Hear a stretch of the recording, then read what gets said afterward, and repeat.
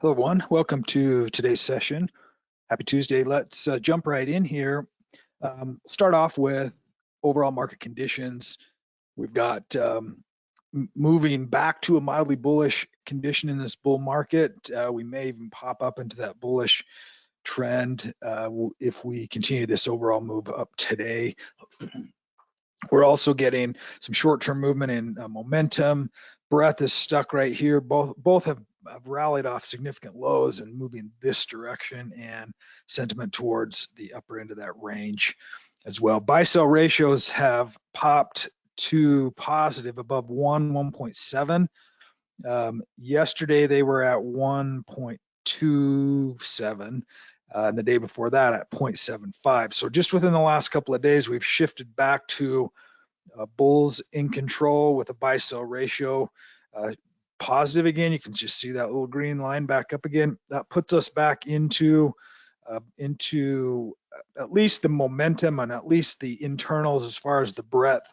At this point, slightly positive, slightly bullish, and we know that we are moving off these lows. We also had this buy-sell ratio, which was pretty extended, about as extended as it gets in relation to historical perspectives on this indicator. If I go back 3 years, you can see that sell-off, it's pretty fascinating that it was not a real deep retracement, barely a 236 retracement, and had pretty significant breadth sell-off right there. So that being said, I've mentioned these patterns. Sometimes we get a little bit longer pattern. This pattern here, you look back in the last 3 years and see about how many times it did just one move.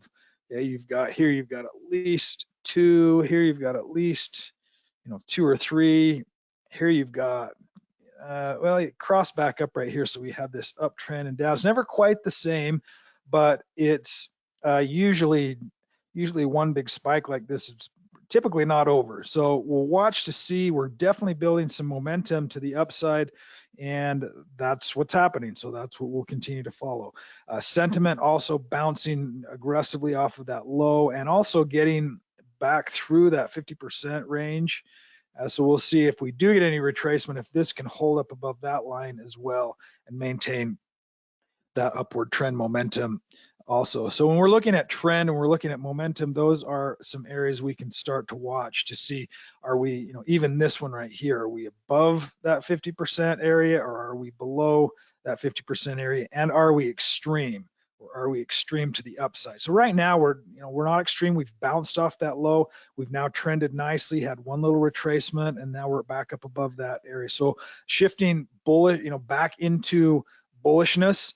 And it also says, the direction alerts update talks about mildly bullish in a bull market. So we're getting there. The next step is bullish. These steps are bearish, mildly bullish, and then bullish to the upside. Okay, and that's just this slow shift that starts to happen. Let's take a look at S&P 500 right here with the SPY. When we get that bearishness, then we're getting this right here also. So we're in these reds, we're in these downtrends. Oftentimes when it switches back up into this hold range, depending on the setting, we could be back at mildly bearish, and now we're back to mildly bullish. So the reason why, we're just still kind of stuck in that hold. Once it switches and we get back up into that trending zone, at least on this signal, then we're looking for more upside. Now, sometimes at these market tops I've seen this lots and lots of times as the market is potentially rolling over. Let's look at the bearish scenario on this, because if we go back a couple of years, you can see even just this last move right here. Okay, we had this pattern. We looked at this last week where we had yellow, red, okay, yellow, red, rally. We rallied back up into yellow, and then we got the one green attempt right there. So this still could potentially be counter trend. It's got some momentum to it. We're back up above some support areas, but we need to be aware of potential for larger downtrends or a larger swing down to the downside. And that could still be corrective. It still could take us back inside on this longer time frame. Now the 2-year time frame, you can see the momentum zone is all the way down to 483, and we're still in an uptrend. So we could retrace even back here find some support, and then actually potentially have a real big, nice rally to the upside. That actually would be a little bit better support location. It's going to get rid of some sellers. It's going to pull back.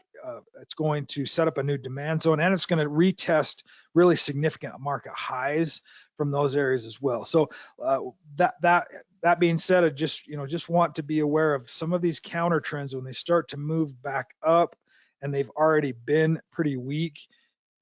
They can continue that downtrend and continue that downslide.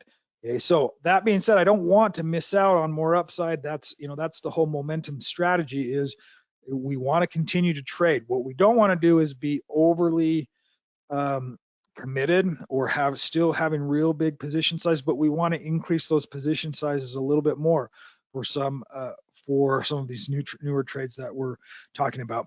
I wanted to go through two other things today, and then we'll finish up. I've got to finish up after about 12:20, 12:25 today, so I'm going to hustle along here for you.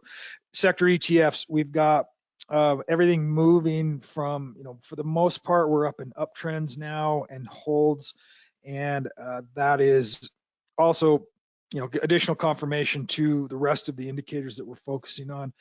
Markets as a whole, I should say indices as a whole. You've got the NASDAQ 100, Russell 1 and 3000, S&P 500, Russell 2000. Those are all back in uptrends, and we have volatility, which is that VIX really, really low. It's historically low, and now down to, even in the 6-month time frame, you can see it's just volatility is dropping significantly. That is both bullish and bearish. Okay, it's bullish because there's just no fear. There is literally no fear in the market right now. Because of that, we may get fear. Okay, so extremes, one way or the other, when you're moving in this case, one trend direction and it becomes extreme, it can snap back to that other direction. That doesn't necessarily correlate exactly to what the markets are doing, but pretty close to it. This rally, we had some fear in that selling, and then things have started to move back up again. So this one, that bottom one on that chart right there, is going to give you that perspective. Let's jump back here to the indices. S&P 500, we looked at that. Nice momentum. We also wanted to look at commodities here quickly, where we've got commodities. USO is really the one that we've been focused on with this retracement in oil. This is actually, I think, a good thing for stocks. We want to see oil retrace. In the update I did this morning, we talked about bonds just briefly, but let's touch on that as well. So now we've got a little bit of a rally here in bonds, where we've got, let me just change this perspective back here. We've bounced off this low. You get this bottoming pattern where you get a higher low, a new low, a higher low, and then a breakout of the base location. So now we've got support for bonds right here, a retracement back down again. So that's an early trend shift when that starts to happen. Okay, obviously that can fail, but now we've got all of this entire price activity that's going to create a new foundation, okay, or a base. And when I'm saying that, all I'm saying is it's just, imagine each of these candlesticks and bars as decisions. Okay, there's lots and lots of trillions of dollars making decisions, buying and selling in the bond market. Okay, and so the bulls are starting to win in that scenario right there. And now all of that decision making that was back here is now a new foundation. Now that can change when new information changes. So if there is new, Fed information or economic data, or, and that's happening all the time when we're getting unemployment numbers, then that can certainly move the bond market. But the issue right now is inflation and interest rates. And so we've got this bond market moving lower. That means interest rates are moving higher. So now this little pop that we've got right here, this is the stock market is listening to that. Okay, the stock market sees this and is optimistic. Obviously, it's the Fed that has been saying these things, but the bond market is now starting to anticipate at least some kind of move in shorter interest rates. So we'll watch to see how that unfolds here, but it's in the shorter term, that's a bullish sign. That's some bullish activity that's happening. We still have this larger downtrend in bonds, and here was this rally. So going back all the way to November, October of last year, this run up, deep retracement, some support right here. So if this can hold up this level of support and start to climb these stairs back the other direction, that's what we need the bond market to do, really, for equities to have a shot at some continuation here as well. So we've covered bonds, we've covered commodities, we've covered sectors.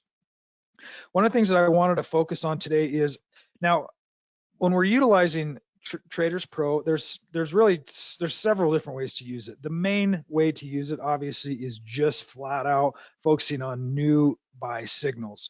Okay, you can focus on a new buy signal after a sell signal, or you can focus on a new buy signal after a hold signal, or both. It's typically the hold signal after a sell, or the hold signal within the overall uptrend. When it goes from a yellow or a hold back to a buy, that's typically our entry location. That's typically our signal area as well. That being said, sometimes we want to catch stocks in the uptrend. So we may not get a deeper retracement that looks like this or that looks like this, but we're just getting this overall uptrend. And this is the big piece that we want to try and capture for the most part. And so as we're looking at trades, and I've mentioned this before, one of the things to look for, if I were to go back and say, what is a stock that is uptrending and high on a stock chart look like? If I were to pull up this stock chart right now today, and I were to look at this, there's something mental about us as humans. Maybe it's just me, but when I look at this chart and I see for years and years and years, it was like, this is too high. It's been down here. It's going to drop back down to here. But in long-term uptrends with good growth companies and sustainable uptrends, that doesn't happen very often. What does happen often is once it starts this momentum, once it's starting this trek higher, and unless it starts to break down significantly, it'll typically hold in this upper zone. So we can also utilize the signals as screening criteria. So that's oftentimes the easiest way to be able to get new ideas is you go into your new buy list, you pull up a stock that's a new buy and it's gone from hold to buy, and then what? And then you're looking at a chart that looks something like this, okay? And maybe even it's maybe it's just like this. It's gone from a hold right here to a buy. So now this stock would have shown up. This is going back to December. It's now in the new buy list. Okay, but it's also in the momentum zone where we want it to be. And so those are really the two things. Is we don't have to be exact, I should say, on, we want to have the process. We want to have the process of it going from a hold to a buy. Okay, that's our trigger most of the time for this momentum strategy, but it can happen. It doesn't have to be after a sell signal. It can happen at any time. Even right here, you can see here's yellow back to green. Here's yellow back to green. Here's yellow back to green. And typically, not typically, but oftentimes you will get a solid confirmation bar right here. So that makes it easy for us, right? Because what we want to do now, the only issue with this trade is it is a little bit deeper in that 236, but that's okay. We can still set a stop loss down here, and I could say if I were to buy this stock right here at this high at, let's say, that high is $52. It's going to pull in today's price right here, 105. So let's say at 52. Oops, $52. And let's go this $100,000 portfolio. And if I had 100 shares, that's a little bit much. 500 shares. Oops, sorry, not 550. That puts us at 2.5. Let's go 40 shares. I'm looking at this number right down here as well. Okay, this portfolio at risk number, that's the risk profile that I want to set up. Without my stop loss first, I want to know worst case scenario. Okay, the world blows up and I lose all of this trade. It drops to zero. Okay, what's the risk? Well, the risk in this case is 2% of my 100,000. That's called position sizing, and that is the size of the position that you're going to be taking on a trade.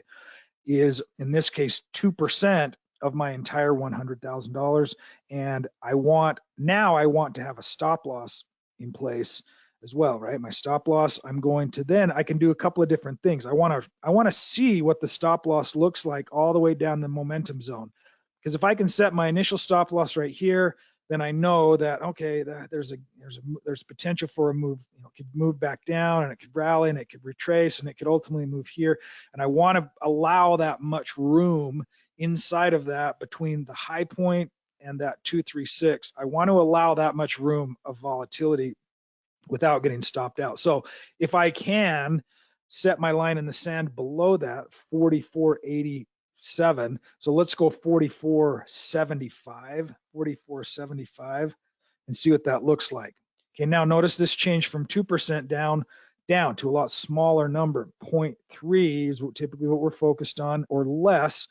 So now what I've done is I've basically said, okay, if I wanted to take this trade, then I would also set it up so that my buy signal, this is an end of day system. So at the end of the day here, tomorrow morning, I'm going to buy at the open. And I can set up my order in advance, and then my stop loss as well. And we're good to go. And now I know that if it trades lower than this level right here, I'm going to get stopped out, and I'm going to lose $290. Am I okay with that? Yes. No, I'm not okay with losing it, but yes, I'm okay with risking it, because I have to risk something in order for some potential return of this capital. Okay, I'm investing $2,000 in this trade, and it's just not a riskless transaction. I have to be able to establish now what my risk is. And in this case, I'm willing for it to potentially retrace all the way back. If it goes lower than that, then I'm not willing to let that happen. And I want to be done, and I want to be out. So every single trade you're setting up should have both of those criteria in place. And that is, number one, what is your position size without a stop? And number two, what is your position size with a stop? Now, I could tighten that stop and say, I want a really tight stop, and I want to go right underneath that bar right there. Okay, and so let's say what the low of that bar right there is sitting at 48. So let's say 48.80. So 48.80 is the stop. Okay, $128, that's a point. So that's a really, really tight reward to risk trade. Okay, or a really tight stop, because if I don't get stopped out of this trade, then it's a potentially really high reward to risk. But if it did trade back down and I got stopped out, that's okay too, because I've essentially cut my risk in half by tightening up my stop loss. So I could say, if it moves back down again and I'm out the 128, I'd rather know that here than here. Right? And I'd rather be done faster and out sooner with a smaller amount. Then I could, instead of having it drop all the way down here and now I'm out, whatever that number was, $290, only out 128. Okay, but the probability of me getting stopped out is a lot higher if I have that tight of a stop. Either way is fine. You just have to decide which way you want to be able to manage the risk. Okay, so from here, now we're in this trade. Our stop loss is down below 44, and now let's kind of walk our way the next few days. We go higher. Now we're starting to break out and starting to move higher. Now look what that 236 line is doing. Okay, we've moved higher. So this was our entry bar right here, and it was working. It worked the direction that we anticipated. Okay, now it's connecting to this high point, and ideally that's what I want to have happen in an uptrend. Is it's going to continue to connect to the highest point. Now it could retrace all the way back down, but I'm continually now I've got, this is $51. It started out at 44. Now it's moving higher. I can use that as a trailing stop if I want to. Okay, I can say, as this thing goes higher, I'm just going to adjust my stop loss to this low, maybe once a week. If it doesn't stop out, I adjust it again. So here we move another few days. Let's see what it does. Finally starts to retrace just a little bit, keeps moving higher, and then we get another big bar back down. Now look where our stop is here. This was our initial entry location. So this is referred to as a trailing stop, but we're still only focused on this upper momentum portion of the chart pattern. Okay, we know that it's going to work inside of this zone higher and higher and higher. Eventually, this 236 is going to get to a point where it moves all the way back down and it stops it out. Let's see where that location ends up happening. Okay, a few more days, some volatility there, gap lower, just about would have stopped it out. Still moving higher, Okay, now there's a pretty deep retracement right there. We would have adjusted, and this is a decision you can start to make. Now, the other thing in taking profits, that we'll cover that. Let's cover that on Thursday because we've got to finish up here. But we can take some profits along the way, and we'll show you how to do that as well. But in this case, we're just talking about a trailing stop loss. Now we're at $77, and we started at 40. Okay, so we're almost 100% move on this stock without any real retracement. That's a fantastic stock. That's what we want. Okay, that's what we're looking for. They don't all work this way, but once we get in one, we want to try and stick with it as long as we can. Let's follow this one through and see what it does. It continues to move higher, higher, higher. Let's see if it ever retraces and breaks that $86. There it is right there. Okay, so if we were to adjust our stop losses, now we're also getting a little bit of confirmation of trend, and that happens where the retracement will happen. So that would have stopped us out at 85, and our initial entry was right here at whatever that was, at about $50. So a decent trade. Okay, that would have lasted about 3 months for that overall uptrend. Okay, now we're out of the trade. What do? Well, we wait and we see if we want to re-enter it. Where do we do it? Right here. Okay, if that were the pattern that we were looking for, and now it's a re-entry, so it's back into that process. So focus on that 236 range. A couple of trade ideas. Nvidia is back there. Okay, on this 1 year time frame. I prefer the 6 month time frame when I'm setting up a trade, and I prefer the 6 month time frame also for stop management. So here we're back up in this range. So now Nvidia, now what we can do is we can watch this area. If there's a trade entry here, maybe a stop loss even all the way down here or all the way down here, and then what's it going to do? Is it going to move back here and stop me out, or is it going to do this again? Who knows? Nobody knows the future. All we can focus on is what this trend is going to continue to look like. Now, Nvidia's had a massive run. It's pretty richly priced, and can't go up forever, but we're shifting back into an uptrend. And so there's opportunities that the muscle stock scan are starting to show us. MOD, which was a big leader, has now shifted back up again. Okay, during that retracement, what's interesting too is this is how a lot of leading stocks end up looking when we have a buy-sell ratio that's negative, that's less than 1. So during this entire move of April, basically, leading stocks, you had Nvidia retracing, you had MOD retracing, and now beginning that uptrend again. So ideally, if possible, we avoid this. Okay, and there's times where in a really strong uptrend, we could maybe even buy back in a little bit earlier, but in sticking to the system, let's stick to the system and follow this overall process. But these leading stocks are now coming back into play. And so you can be watching these muscle stocks group, either the new buy that are in these upper 90s, real high 90s, are going to get some confirmation moves to the upside. I'm going to end on that note. I appreciate everyone's time and effort, and we'll pick up again on Thursday. Thanks a lot. Bye now.